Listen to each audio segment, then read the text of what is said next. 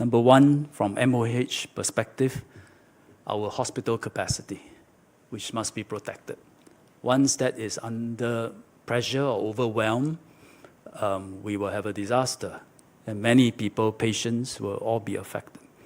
But as of now, as I explained in our press conference last week, we are still okay. We still have headroom.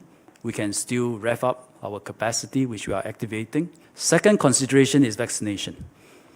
As of end of yesterday, I'm happy to say we have crossed 50% of our population having received both doses and completed their regime, their vaccination regime.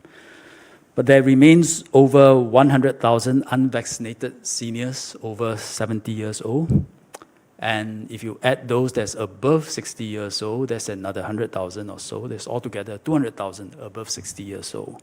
So imagine 200,000 people. If we have widespread infection, just 10% of them, let's say 10% of them get infected, that's 20,000. All 20,000 will be in hospital.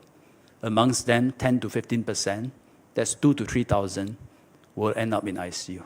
It's huge, huge number. The last consideration I mentioned is community exposure. This wave of infection affects the markets and our food centers and affects a much wider spectrum of our population, including our seniors, especially our seniors. And the porous nature of our food centers and our hawker centers also increases the risk of cryptic and silent transmission that is hard to detect.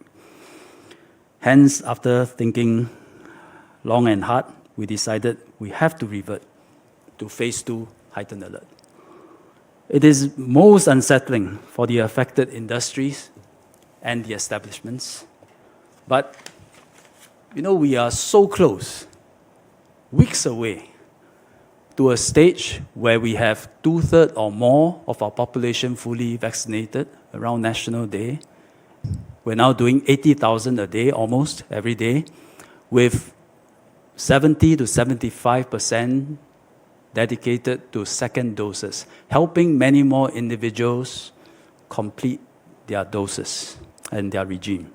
And these few weeks, go all out, reach out to the seniors and try to vaccinate them. We have reached out to GPs for your help because we know many seniors, they're not going to listen to ministers, but they may listen to their doctors and their GPs. So help us call them, persuade them that it's better for you to get vaccinated.